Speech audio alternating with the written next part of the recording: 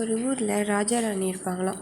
அவங்களுக்கு வந்து ஒரு பொண்ணு இருக்குமா. அந்த பொண்ணை என்ன பண்ணுவாங்க, பக்கத்து நாட்டில் இருக்கிற ஒரு குருகுலம் இருக்கும், அந்த இடத்துக்கு அமுச்சு வைப்பாங்களாம். அப்போ அந்த நாட்டிலேருந்தும் அந்த ஒரு பையன் இளவரசன் வருவான். 2 பேருக்குமே ரொம்ப பிடிச்சிருக்குமா.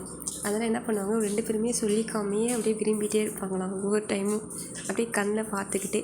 அதுக்கப்புறம் கொஞ்ச நாள் முடிச்சதுக்கப்புறம் முடிச்சதுக்கப்புறம் அனுப்ப மாட்டாங்களே. அதுக்கப்புறம் 2 பேரும் வீட்டிலே இருந்தாங்களாம்.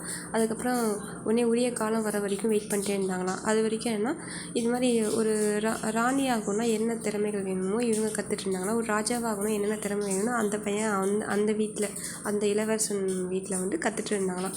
2 பேருமே இப்படியே ப்ராக்டிஸ் பண்ணிட்டே இருந்தாங்களாம். அப்புறம் கொஞ்ச நாளுக்கு அப்புறமேட்டு 2 பேர்த்துக்குமே பருவமான வயது வந்துச்சான். உடனே ராஜா ராணியாக செலக்ட் பண்ணுறதுக்கான டைமும் வந்துடுச்சான். இந்த பொண்ணையும் அந்த பையனையும் கண்டிப்பாக செலக்ட் பண்ணிடலாம் அப்படின்னு நினச்சிட்டே இருந்தாங்களாம். நினச்சிட்டு இருந்தோம். அப்போ என்ன ஆகும் அப்படின்னா, இப்போ வந்து ஒரு சுயவரம் மாதிரி வைப்பாங்களாம். அந்த காலத்தில் என்ன பண்ணுவாங்கன்னா, நிறையா பசங்களை நிற்க வச்சுட்டு அவங்க முன்னாடி என்ன பண்ணால் ஒரு மாலை மாதிரி போடணுமா. பிடிச்சவனை மாலை மாதிரி போட்டு அந்த பையனை வந்து நமக்கு தேவையான பையனை, அதாவது தன்னோட ஹஸ்பண்டாக என்ன பண்ணால் செலக்ட் பண்ணிக்கலாமா. அது மாதிரி சொல்லுவாங்களாம். உடனே சொல்லிட்டு இந்த பொண்ணு கையிலையும் மாலை கொடுத்துட்டு இங்கே இருக்கிறவங்க யாரையாவது ஒருத்தவங்க செலக்ட் பண்ணி மாலை கழுத்தில் இருப்போடு அப்படி சொல்லுவாங்களாம். மாலை போட்டு கல்யாணம் பண்ணிக்கோன்னு.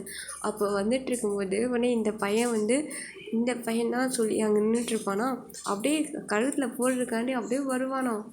அப்படியே கழுத்தில் போடுறதுக்காண்டி வருவானா. வந்தது உடனே அதுக்கப்புறம் என்ன பண்ணுவாங்க, திடீர்னு அந்த கீழே கார்பெட் இருக்கும்ல, கீழே தரையில் போட்டிருப்பாங்களே, அந்த கார்பெட் வந்து அப்படியே இப்படி இழுத்து விட்டுருவாங்களாம். அப்படியே அந்த மாலை வந்து வேற ஒருத்தவங்ககிட்ட போய் அப்படியே விழுந்துருமோ, அப்படியே முடிச்சிருவாங்க.